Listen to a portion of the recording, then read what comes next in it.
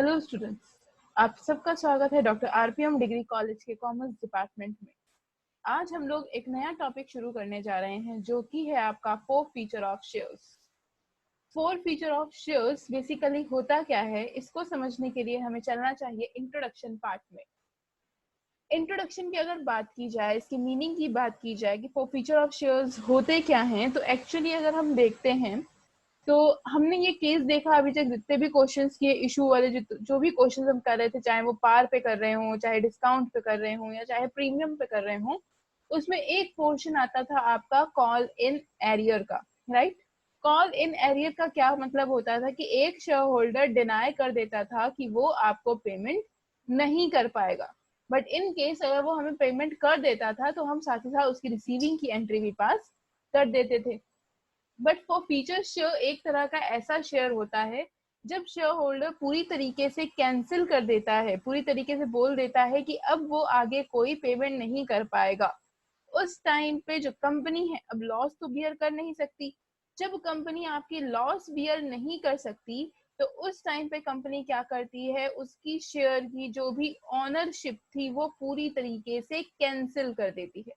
मतलब कि जब भी कोई शेयर होल्डर इंस्टॉलमेंट पे नहीं कर पाता, चाहे वो अलॉटमेंट मनी हो या चाहे वो कॉल मनी हो, क्योंकि एप्लीकेशन मनी उसने दी होगी तभी तो हमने उसे शेयर होल्डर बनाया।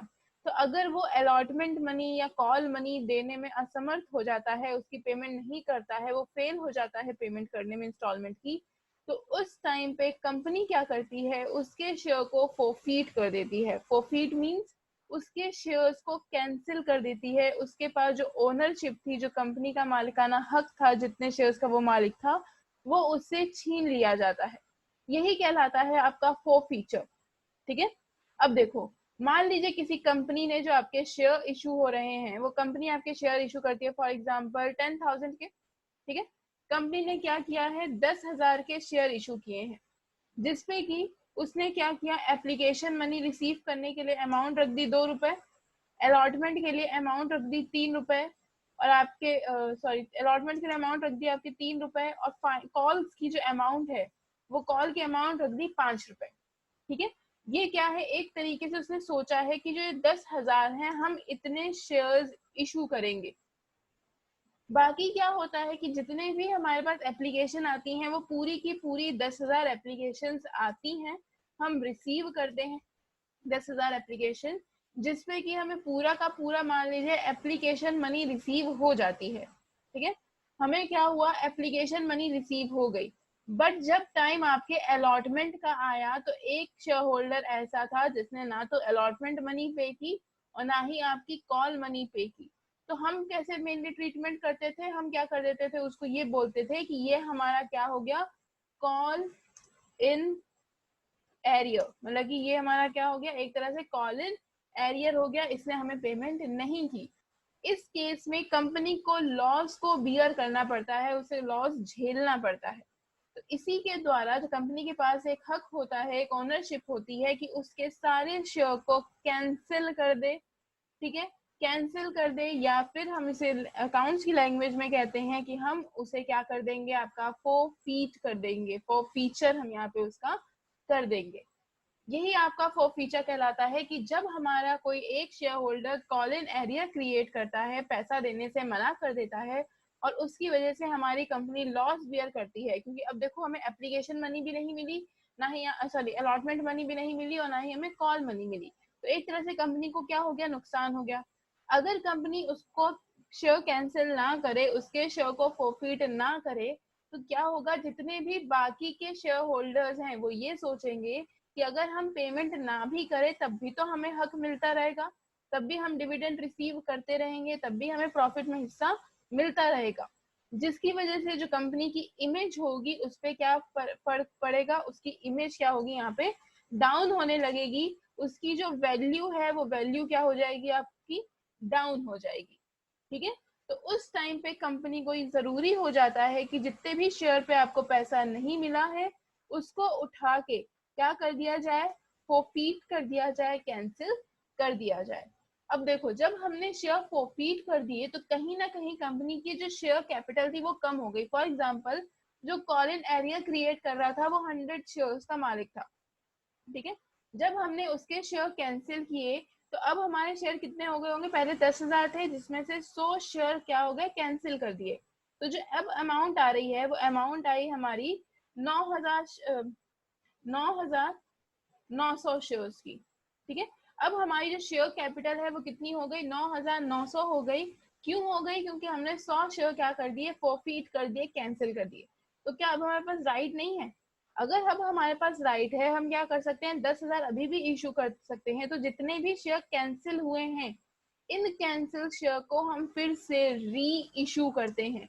क्या करते हैं, री इशू करते हैं। मतलब कि मार्केट में फिर से जो 100 शेयर हमारे थे जिनको हमने कैंसिल किया था, हम उन्हीं 100 शेयर को फिर से री इशू करेंगे, ताकि जो हमारी कैपिटल है वो कितनी हो जाए, 10,000 कैपिटल फिर से हमारी हो जाए।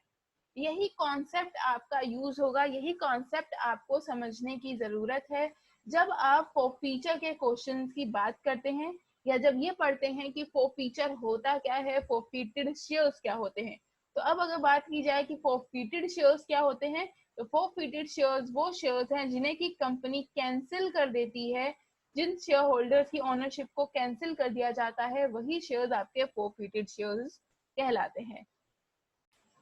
अब इस फोरफीचर शेयर्स के बारे में जो हम पढ़ रहे थे, जो इंट्रोडक्शन पढ़ा है, अब इसकी अकाउंटिंग एंट्रीज पढ़ने से पहले हम एक प्रैक्टिकल क्वेश्चन करके देखते हैं, एक क्वेश्चन को सॉल्व करके देखते हैं कि किस तरीके से एंट्री पास होती है। एक बार अगर हमें कॉन्सेप्ट क्लियर हो जाएगा तो हमें ये पता चल जाएगा कि फोरफीचर्स की जो एंट्री है बेसिकली वो किस तरीके से पास करते हैं। तो सबसे पहले बात करते हैं हम इस क्वेश्चन की। तो क्वेश्चन कहता है आपसे कि चार्म लिमिटेड एक कंपनी है जिसकी ऑथराइज्ड कैपिटल है आपकी 2 लाख रुपए की, जो कि 20,000 शेयर्स में बांटी गई है 10 रुपए ईच के हिसाब से। हमें इससे कोई मतलब नहीं कि कंपनी ने कितने शेयर्स में पैसे को बांटा है, क्या है उसकी ऑथराइज्ड कैपिटल है। हमें मतलब कितना होता है कि जितने से उसने इशू किया है, जितना उसने पब्लिक को ऑफर किया है। तो चार्म लिमिटेड क्या करती है कि 15,000 शेयर्स पब्लिक को क्या किया है, उसने ऑफर किया है, और सारे के सारे शेयर्स क्या हो चुके हैं, उसके सब्सक्राइब हो चुके हैं। सब्सक्राइब होने के बाद की जो उसने कंडीशन रखी है, वो कंडीशन ये है कि वो क्या करेगा, एप्लीकेशन के टाइम पे 3 रुपए रिसीव करेगा, अलॉटमेंट के टाइम पे 2 रुपए रिसीव करेगा, और फर्स्ट कॉल के टाइम पे 5 रुपए रिसीव करेगा। यहाँ तक तो क्वेश्चन आसान था और अभी तक हम कर भी चुके हैं। इसके बाद क्या होता है कि company issue all the application and shares duly allotted. सारा का सारा शेयर्स मांगा जा चुका है, अलॉटमेंट हो चुकी है, सिवाय किसके, एक शेयर होल्डर के जिसके पास 100 शेयर्स थे। मतलब कि एक शेयर होल्डर है, उसको छोड़ के सारा का सारा पैसा रिकवर कर लिया गया है। उस शेयर के पास कितने पैसे थे, कितने शेयर थे शेयर होल्डर के पास, 100 शेयर का वो मालिक था। उसने हमें क्या पेमेंट नहीं की, on his subsequent failure to pay first call on his shares were forfeited. अब उसने क्या किया है, हमें अलॉटमेंट के साथ साथ, मतलब उसने अलॉटमेंट मनी भी हमें पे नहीं की, साथ ही साथ उसने हमें फर्स्ट कॉल भी पेमेंट नहीं की। अगर हम यहाँ तक बात करें ऑफ हिज शेयर्स तक, यहाँ तक क्वेश्चन में बात करें तो ये सिंपल क्वेश्चन है जिसमें कि कॉल इन एरियर बोला गया कि एक पर्सन है 1000 शेयर का, उसने क्या किया, ना तो आपको अलॉटमेंट मनी पे करी है, ना ही आपको फर्स्ट कॉल मनी पे की है। तो हम यहाँ क्या करते, डायरेक्टली कॉल एंड एरिया का केस क्रिएट कर देते। यहाँ तक क्वेश्चन पूरा पहले के पैटर्न पे ही बेस्ड है, सिमिलरली वैसे ही क्वेश्चन किया जाएगा। इसके बाद कहता है कि इसके जो शेयर्स थे, मतलब कितने शेयर थे इसके, ये जो 100 शेयर थे इसे फोरफीट कर दिया गया, और फिर से हमने इसे री इशू कर दिया, कितने रुपए में, 9 रुपए में इसको री इशू कर दिया। और क्वेश्चन कहता है हमसे कि हम क्या करें, अब एक जनरल एंट्री को पास करें और देखें कि ट्रीटमेंट किस बेसिस पे किया जा रहा है, कैसे ट्रीटमेंट बेसिकली हो रहा है। क्वेश्चन जो आपका यहाँ शेयर्स तक का बोला गया था, इस पोर्शन तक जो भी ट्रीटमेंट बोली गई है वो आपकी पहले के केस के अकॉर्डिंग ही होगी। मतलब जितना आप कॉल इन एरिया क्रिएट करते थे, सेम एंट्री उतनी की उतनी ही की जाएगी। जो मेन एडजस्टमेंट आएगा या जो चेंज आएगा वो आएगा आपका फोरफीचर से। मतलब कि आपने पहले फर्स्ट कॉल तक का जितनी भी ड्यू की एंट्री थी, जितनी भी रिसीविंग की एंट्री थी, वो जब आप पास कर चुके होंगे, उसके बाद आपकी अमाउंट ट्रांसफर होगी फोरफिटेड शेयर्स में। ठीक है, और फोरफिटेड एंट्री करने के बाद हम री इशू की एंट्री करेंगे। तो देखते हैं किस तरीके से आपकी एंट्री पास की जाएगी। तो यहाँ तो यहाँ पे हम बात कर चुके हैं आपके क्वेश्चन के लैंग्वेज की, कैसे क्वेश्चन बोला गया था कि एप्लीकेशन के टाइम पे 3 रुपए, 2 रुपए एंड फाइनल के कॉल टाइम पे 5 रुपए। तो सबसे पहले हम स्टार्ट करते हैं अपनी बेसिक एंट्री से, जो कि सबसे पहले एंट्री पास की जाती है आपकी कौन सी, एप्लीकेशन की एंट्री सबसे पहले हम लोग पास करते हैं। तो बात करते हैं एंट्री नंबर 1। तो एप्लीकेशन जब हम रिसीव करेंगे तो सबसे पहले क्या एंट्री करते हैं हम, bank account debit to share application account, ठीक है, यही एंट्री करते हैं। अब देखते हैं कितनी अमाउंट यहाँ पे ट्रांसफर की जानी चाहिए। अब देखो हमें शेयर रिसीव कितने हुए थे, शेयर रिसीव हुए हैं 15,000 के। कितने रुपए के हिसाब से रिसीव हुए हैं, 3 रुपए के हिसाब से। ये देखो ऊपर क्वेश्चन में लिखा हुआ है कि एप्लीकेशन के हमने कितने रुपए रिसीव किए, 3 रुपए रिसीव किए। तो अमाउंट यहाँ पे कितनी आ जाएगी आपकी, तो अमाउंट होती है आपकी 45,000, ठीक है। तो यहाँ पे एंट्री पास हो जाएगी आपकी, bank account debit with 45,000 to share application account 45,000। इस तरीके से बेसिक एंट्री सबसे पहले आपके पास हो गई। अब बात करते हैं रिसीविंग की। तो देखो यहाँ तो ना तो प्रीमियम है, ना तो डिस्काउंट है, ना तो कॉल इन एरियर है। तो क्या करेंगे, डायरेक्ट एंट्री पास करते हैं। कितने से क्या एंट्री पास हो गया आपकी, शेयर एप्लीकेशन अकाउंट डेबिट, और कितने से डेबिट करें अब हम इसको, 45,000 से डेबिट हो जाएगा to share allotment, sorry to share capital account, ठीक है। और कैपिटल अकाउंट में कितना पैसा चला जाएगा आपका, 45,000 पैसा चला गया। यहाँ तक तो नो डाउट, ठीक है। अब बात आती है आपकी अलॉटमेंट की, और हमें पता है कि अलॉटमेंट की जो एंट्री की जाती है वो सबसे पहले एंट्री कौन सी होती है, ड्यू की एंट्री होती है। तो स्टार्ट करते हैं ड्यू की entry, share allotment account debit, ठीक है, ऐसे ही करते हैं। उसके बाद नीचे आता है आपका टू शेयर कैपिटल अकाउंट। अब देखो यहाँ पे हम कितनी अमाउंट ट्रांसफर करेंगे, आपकी ड्यू की एंट्री थी। तो यहाँ क्वेश्चन आपसे कहता है कि 2 रुपए रिसीव करते हैं अलॉटमेंट पे। तो 2 रुपए के हिसाब से हम क्या करेंगे, शेयर कितने थे हमारे पास, 15,000 शेयर थे। तो 2 रुपए के साथ 15,000 शेयर कितने हो गए, 30,000। ये अमाउंट यहाँ आ जाएगी। और उसी तरीके से क्रेडिट में भी कितनी चली जाएगी आपके, 30,000 चली जाएगी, इसमें तो नो डाउट।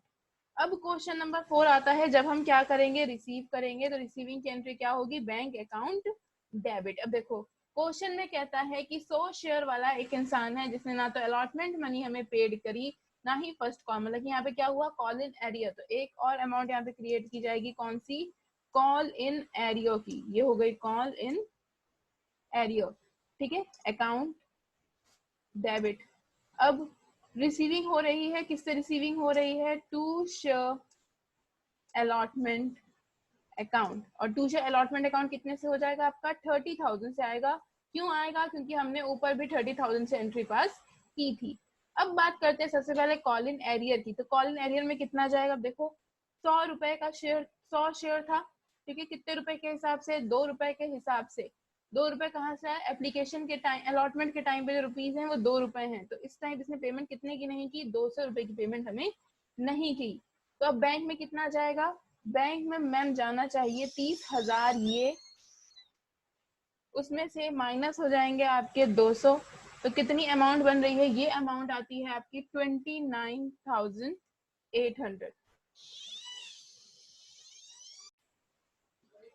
तो अब हमें यहाँ पे पता चल गया कि एंट्री आपकी कौन सी हो गई, अलॉटमेंट की एंट्री भी यहाँ पे पास हो गई।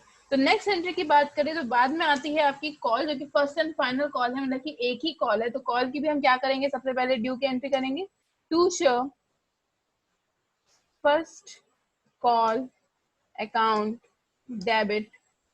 उसके बाद आएगा आपका किसके बेसिस पे डेबिट किया गया है, टू शेयर कैपिटल अकाउंट पे। अब देखो इनके अमाउंट में कितनी ट्रांसफर की जाएगी, कितने शेयर है हमारे पास, 15,000 तो सिर्फ और सिर्फ हमारे शेयर्स हैं।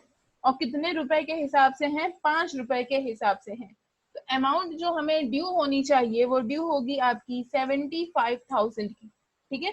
तो अब देखो ड्यू की एंट्री है और किसी तरह का प्रीमियम डिस्काउंट वगैरह कुछ भी नहीं है, तो क्या करें, डायरेक्टली हम ट्रांसफर कर देंगे कितना, 75,000। ये तो बात हो गई ड्यू की एंट्री की।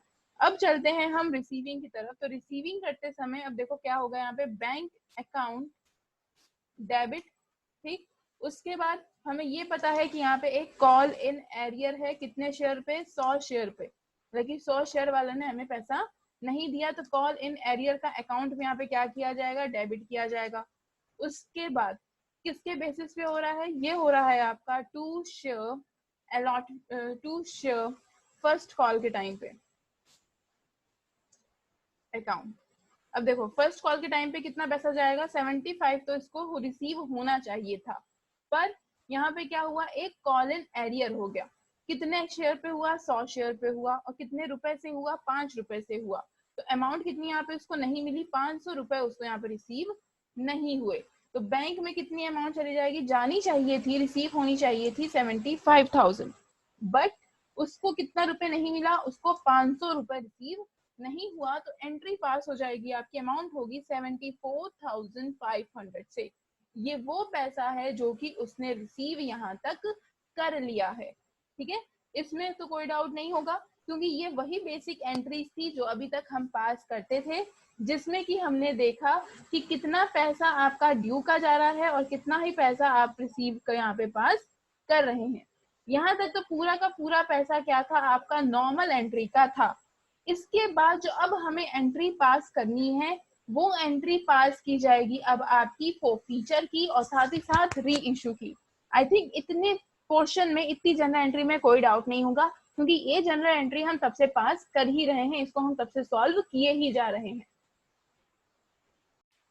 अब बात हम लोग यहाँ पे करते हैं आपके 4 फीचर की एंट्री की, कि बेसिकली अब 4 फीचर की एंट्री करते कैसे हैं, उसको अब यहाँ पे हम देखने की कोशिश करेंगे। तो जो हमने कॉन्सेप्ट अभी तक पढ़ा था, जिसमें कि हमने देखा कि दो एंट्री, एंट्री नंबर 1 हुई आपकी एप्लीकेशन की, फिर एंट्री नंबर 2 भी आपकी एप्लीकेशन की थी जो कि कैपिटल में ट्रांसफर हो गया था। थर्ड एंट्री में हमने देखा कि किस तरीके से आपने अलॉटमेंट की ड्यू की, फोर्थ एंट्री में अलॉटमेंट की रिसीविंग हुई, फिफ्थ एंट्री में हमने फर्स्ट कॉल को ड्यू किया, और सिक्स एंट्री में हमने क्या किया, फर्स्ट कॉल को रिसीव किया। तो इसका मतलब है अब जो हम एंट्री करेंगे वो एंट्री नंबर 7 से शुरू होगा, जिसमें कि हम देखेंगे कि कितना शेयर हम फॉरफीट कर रहे हैं और किस तरीके से एंट्री को आगे प्रोसीड किया जा रहा है। तो एंट्री नंबर 7 की बात करते हैं। सबसे पहले क्या होगा, शेयर को फॉरफीट करेंगे। अब देखो अभी तक की जितनी भी एंट्रीज हुई थी, जब हमने शेयर होल्डर्स को ओनरशिप प्रोवाइड की थी, तब हमने शेयर कैपिटल को क्या किया था, क्रेडिट किया था, राइट। अभी तक जब भी हमने क्या किया, यहाँ पे शेयर होल्डर्स को ओनरशिप प्रोवाइड की, तो ओनरशिप प्रोवाइड करते समय हमने क्या किया था, उनको जितनी भी कैपिटल बन रही थी, जितनी भी अमाउंट बेसिकली यहाँ पे हमारी बन रही थी, वो क्या हो रही थी आपकी डायरेक्टली, तो हम क्या कर रहे थे, उसको क्रेडिट कर रहे थे, शेयर कैपिटल को हम क्रेडिट कर रहे थे। तभी क्या हो रहा था, आपकी ओनरशिप ट्रांसफर की जा रही थी। अब अगर मुझे 100 शेयर वाले की, इसकी जो इसने शेयर मुझे पैसा नहीं दिया, इस 100 शेयर वाले की अगर मुझे शेयर फॉरफीट करने हैं, उसकी ओनरशिप कैंसिल करनी है, तो मुझे क्या करना पड़ेगा, उसी शेयर कैपिटल अकाउंट को डेबिट करना पड़ेगा। क्यों डेबिट करना पड़ेगा, क्योंकि फर्स्ट कॉल के टाइम पे, अलॉटमेंट के टाइम पे, एप्लीकेशन के टाइम पे मैंने उसी के अकाउंट को, उसी के ओनरशिप को मेंटेन रखा, तभी मैं हमेशा बार बार उसको शेयर कैपिटल को क्रेडिट कर रही थी। और अब जब मुझे उसके अकाउंट को कैंसिल करना है, बंद करना है, तो मैं क्या करूंगी, उसके अकाउंट को डेबिट करूंगी। तो 4 फीचर के अंदर आ जाएगा सबसे पहले to sorry share capital account debit, ठीक है। और कितने से डेबिट होगा, अब देखो उसके पास शेयर कितने थे, 100 शेयर थे, ठीक है। उसने ना तो मुझे अलॉटमेंट मनी दी, मतलब कि ना तो 2 रुपए की पेमेंट करी, ना तो मुझे 5 रुपए की उसने पेमेंट की, मतलब कि यहाँ पे 7 रुपए की पेमेंट तो उसने मुझे नहीं ही की। उसके बाद जब उसने मुझे 7 रुपए नहीं दिए, तो मैं क्यों उसको 3 रुपए का शेयर होल्डर बना के रखूं। अगर मैंने अभी भी उसको 3 रुपए का शेयर होल्डर क्रिएट करके रखा, तो वो मेरा कंपनी का मालिक अभी भी रहेगा। तो मुझे क्या करना पड़ेगा, उसके सारे के सारे शेयर फॉरफीट करने पड़ेंगे, सारे के सारा पैसा वापस करना पड़ेगा, कैंसिल करना पड़ेगा। स्पेशली पैसा वापस नहीं करना है, हमें उसके शेयर को कैंसिल करना है। तो अब क्या होगा, यहाँ पे 10 सिम करेंगे। 10 से क्यों किया, क्योंकि हमें उसको अपनी कंपनी में इन्वॉल्व नहीं रखना, और एक शेयर की कीमत कितनी थी, 10 रुपए थी। तो 1000 रुपए जो उसके थे शेयर कैपिटल में, हमने उसको पूरी तरीके से कैंसिल कर दिया। अब देखो उसने मुझे कौन कौन सा पैसा नहीं दिया जिसकी वजह से मुझे क्या करना पड़ा, उसको कैंसिल करना पड़ा, उसके शेयर को स्पेशली कैंसिल करना पड़ा। उसने सबसे पहले तो मुझे शेयर अलॉटमेंट पे नहीं करे, राइट। उसने मुझे सबसे पहले क्या नहीं दिया, शेयर अलॉटमेंट का पैसा नहीं दिया। और कितने रुपए का शेयर अलॉटमेंट बना था भैया, वो तो 200 रुपए का था, जो कि अभी हमने देखा कि कॉल इन एरियर पे हमने उसे ट्रांसफर किया। पहला तो उसने मुझे शेयर अलॉटमेंट नहीं दी, जिसकी वजह से मैंने उसके वो वाले शेयर कैंसिल कर लिए। उसके बाद उसने मुझे शेयर फर्स्ट कॉल भी नहीं दी, मतलब कि उसने मुझे पहली कॉल का पैसा भी नहीं दिया, जिसकी वजह से मुझे 500 रुपए का नुकसान हुआ। तो मैं उसको उस शेयर का मालिक क्यों बना के रखूं? ठीक है, अभी भी देखो यहाँ पे 10 रुपए थे, 2 रुपए और 5 रुपए, ठीक है, ये क्या हुए हैं, 7 रुपए यहाँ पे कैंसिल हो गया। अभी भी डिफरेंस कितने का है, 3 रुपए का, जो कि एप्लीकेशन का है। लेकिन मैं इसे एप्लीकेशन मनी ट्रांसफर नहीं करूंगी, मतलब इसने जो पैसा मुझे दे दिया है, एप्लीकेशन का पैसा तो मुझे दिया ना, अगर मैं वो पैसा भी वापस कर दूं तो इसका मतलब क्या हुआ, उसने पहले तो पैसा दिया, उसने पूरा मालिक होने का हक भी जताया, हक भी किया, मतलब पूरी तरह से उसने फैसिलिटीज उठाई, सब कुछ किया, और उसके बाद क्या हुआ कि मैंने उसे कैंसिल करी, तो बेकार की चीज हुई। मतलब कुछ टाइम के लिए तो उसे ऑनरशिप मिली, हमें पनिशमेंट देनी है ना उसको, और जब पनिशमेंट देनी है तो मैं क्यों दूं उसका पैसा। एप्लीकेशन मनी जो मुझे उसने दी थी, हमने एक वादे के साथ एप्लीकेशन मनी रिसीव की थी कि आप अभी मुझे इतना पैसा दे दो, लेकिन बाद में मुझे सारा पैसा दे देना। जब उसने मुझे अपना प्रॉमिस, जब उसने खुद का अपना प्रॉमिस नहीं निभाया तो मैं अपना प्रॉमिस क्यों करूँ। तो यहाँ तो मैं उसको एप्लीकेशन मनी तो नहीं दूंगी, तो मैं क्या करूंगी, इसका जो एप्लीकेशन का पैसा था वो मैं अपने पास रख लूंगी, अपने कंट्रोल में रख लूंगी। तो एक नया अकाउंट क्रिएट होगा, जो कि होगा आपका टू फोर फीचर या फोर फीचर, इस तरह से भी आप कर सकते हो, to share forfeiture account, to share forfeiture account, ठीक है। अब क्या हुआ, ये फोर फीचर का जो अकाउंट है यहाँ पे क्रिएट हो जाएगा। कितने रुपए से क्रिएट होगा, जो कि आपका डिफरेंस आ रहा था, मतलब कि 3 रुपए वाला जो पैसा था वो क्या हो जाएगा, यहाँ पे ट्रांसफर हो जाएगा, और ये हो गए आपके 300 रुपए। यहाँ पे यहाँ पे पहले तो हम एक स्टार क्रिएट कर लेते हैं। अब इस स्टार का मतलब क्या है मैं अभी आगे बताऊंगी। ठीक, अब देखो हमें क्या करना था, उसकी शेयर को कैंसिल करना था, तो कैंसिल करने के लिए हमें क्या किया, डेबिट किया।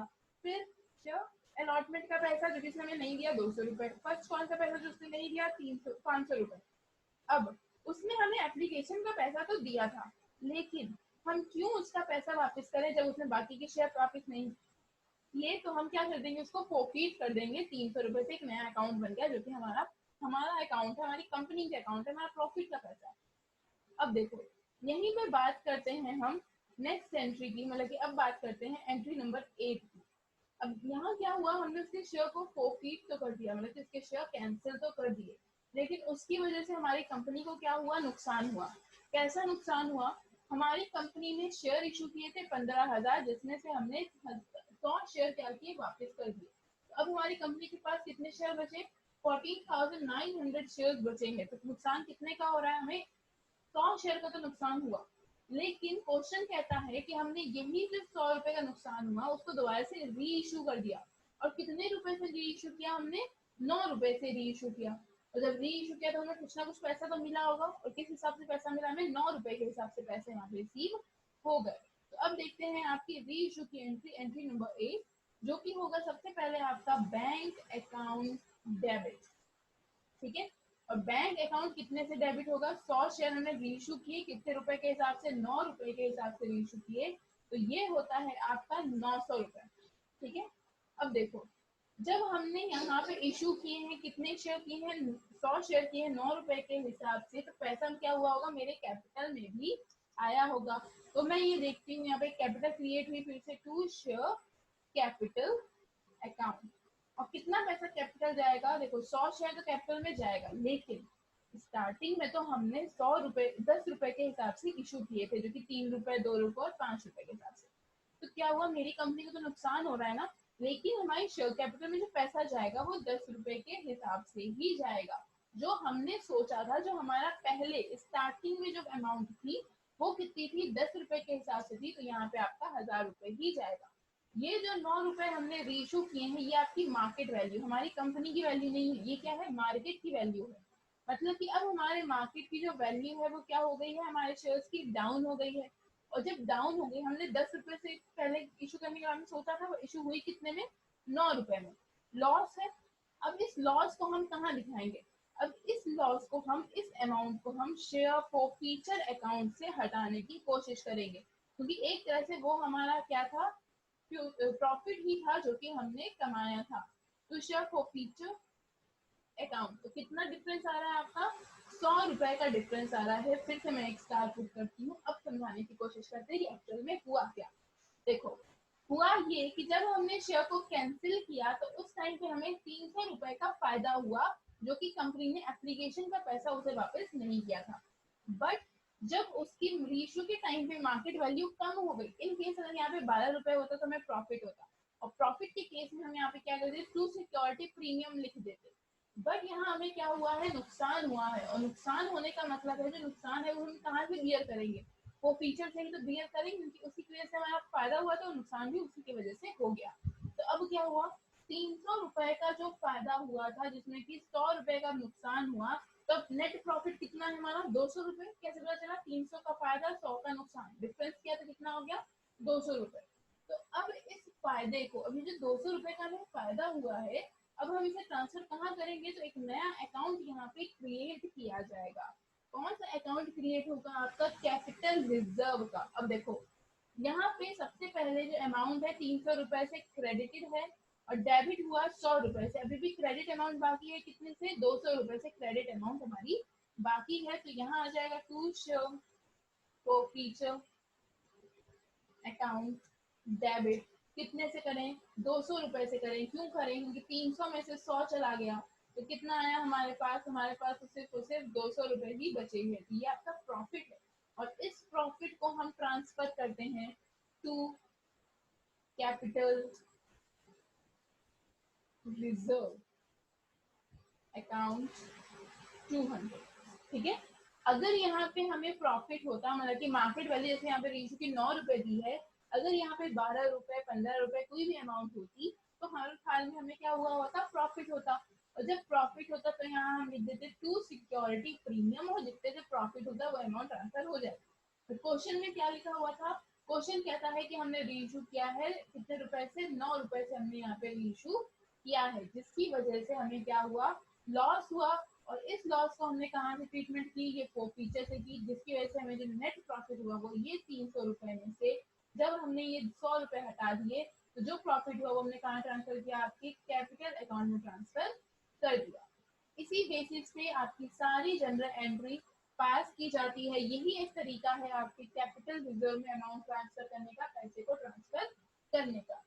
इसके बाद, उसके बाद अभी तो हम क्विक रिवीजन करते हैं कि क्या हमने एंट्री पास की थी, उसी बेसिस पे देखते हैं। तो ये जो पार्ट है आपके दो पार्ट में बांटा गया है, 1A में एंड 1B में। अगर हम पार पे इशू करते हैं तो उस टाइम पे एंट्री आपकी क्या होती है, share capital account debit to forfeiture की बेसिकली एंट्री की बात कर रहे हैं हम, to share allotment and call to share forfeiture, जो अभी हमने पढ़ा। अगर हम इसी को प्रीमियम पे री इशू करते, दोबारा से जो हम फॉरफीट कर रहे हैं वो प्रीमियम के साथ करते, तब एंट्री होती है आपकी share capital account debit, security premium reserve account यहाँ पे आपका डेबिट, टू शेयर अलॉटमेंट या call account, to share forfeiture account. लेकिन अगर प्रीमियम पे हम करते तो यहाँ पे प्रीमियम के अकाउंट को भी क्रिएट किया जाता और उसको भी डेबिट किया जाता। री इशू की अगर बात करते हैं तो री इशू की एंट्री होती है bank account debit, share forfeiture account debit. अगर डिस्काउंट पे किया गया है तभी, मतलब ये जो 10 रुपए का था हमने 9 रुपए में किया, तो एक तरह से डिस्काउंट ही तो हुआ, एक तरह से लॉस ही तो हुआ। तो हम यहाँ क्या करेंगे, टू शेयर फॉरफीचर अकाउंट को debit, to share capital account. और अगर किसी तरह का प्रॉफिट होता है, जैसे कि 10 रुपए की चीज अगर हम 12 रुपए में 15 रुपए में बेचते हैं, तो वो आपका क्या होता है, सिक्योरिटी प्रीमियम होता। तो जो कि कहा जाता है आपका सिक्योरिटी प्रीमियम में फायदा था, प्रॉफिट पे हुआ, तो security premium account. Profit on reissue, reissue पे जो प्रॉफिट हुआ जो हमने क्रिएट किया था, कैपिटल रिजर्व एंट्री क्या थी, जो कैपिटल अकाउंट कोई भी अमाउंट जो फॉरफीट की है, अगर डिस्काउंट हुआ है तो माइनस कर देते, वो अमाउंट यहाँ पे ट्रांसफर हो जाती to show capital reserve account. इस तरीके से बेसिकली आपका क्विक रिवीजन था सभी एंट्रीज के फॉर्मेट का। अगर हम इसको पहले समझते तो क्वेश्चन करने में डिफिकल्टीज होती, तो इसीलिए हमने सबसे पहले क्वेश्चन सॉल्व किया, उसकी पर्सनल एंट्रीज करके एक ओवरव्यू लिया, और तब जाके हमने क्या किया, इन एंट्रीज के बारे में क्विक रिवीजन किया कि आखिरकार क्वेश्चन में कैसे एंट्री को फो फीचर की बात की जाती है। आज की क्लास में हमने सिर्फ ये देखा कि फो फीचर अगर हम आपका पार पे कर रहे हैं तो कैसे एंट्री होगी। नेक्स्ट क्लास में हम डिस्कस करेंगे अगर आप प्रीमियम के टाइम पे एंट्री कर रहे हैं, मतलब फो फीचर आपका विद प्रीमियम हो रहा है, उसकी एंट्री कैसे की जाएगी। Thank you class.